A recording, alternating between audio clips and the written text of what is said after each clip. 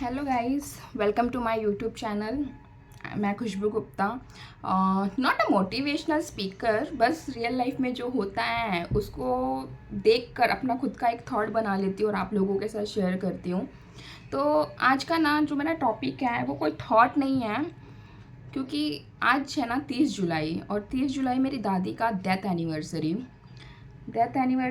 आज पूरे 14 साल हो गए मेरी दादी को हमारे परिवार को छोड़कर, इस दुनिया को छोड़कर अलविदा कहने के लिए। आज के दिन ही उन्होंने हमसे फाइनल वाला गुड बाय कहा था और हमें छोड़कर वो चली गई थी।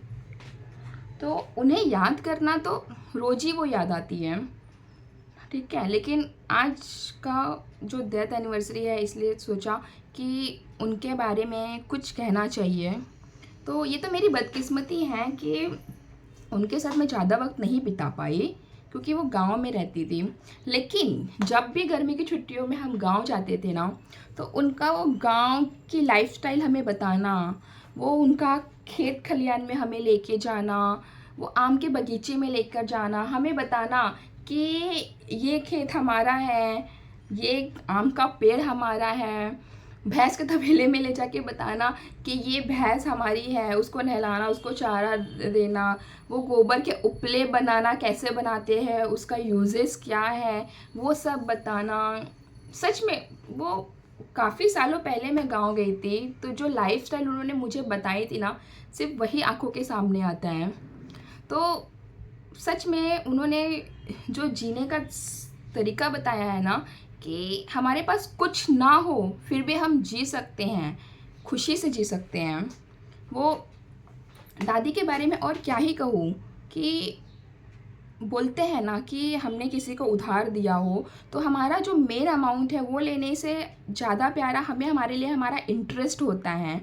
तो सेम हमारे ग्रैंड पेरेंट्स के लिए ना, उनके ग्रैंड चाइल्ड ही उनका इंटरेस्ट है। वो अपने बच्चों से ज़्यादा अपने बच्चों के बच्चों से प्यार करती थी।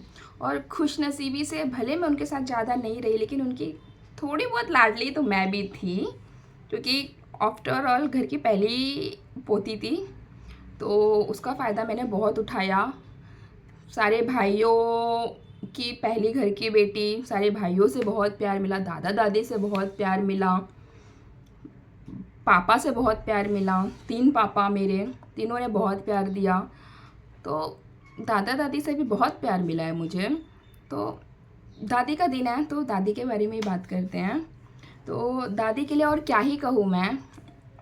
वो जब हम 2 महीने के लिए गर्मी की छुट्टियों में जाते थे, तो उनका गांव के बारे में सब कुछ बताना, फिर रात में वो राजा रानी की कहानी सुना के सुलाना। कहाँ से वो कहानियाँ लाती थी और इंटरेस्टिंग, और आधे में ही हम सो जाते थे।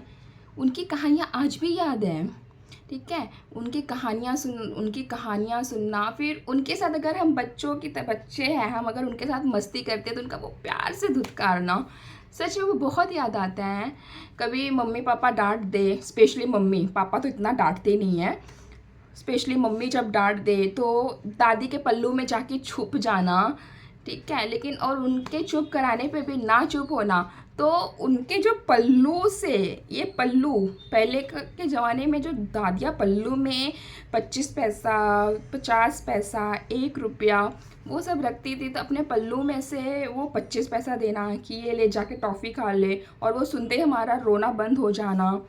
सच में सब बहुत याद आता है। मैं दादी के लिए एक ही बात कहूँगी कि पल्लू के छोर में रुपए बांध कर रखती थी। एक छोटा सा एटीएम तो मेरी दादी माँ भी रखती थी। सो दादी, आज आप जहाँ भी हैं, really we are missing you, you way are the best. आप सच में बहुत याद आती हो। जहाँ भी हो, हम पर अपना ब्लेसिंग्स बनाए रखिएगा और हमेशा हमारे साथ रहिएगा। Thank you for watching guys, thank you.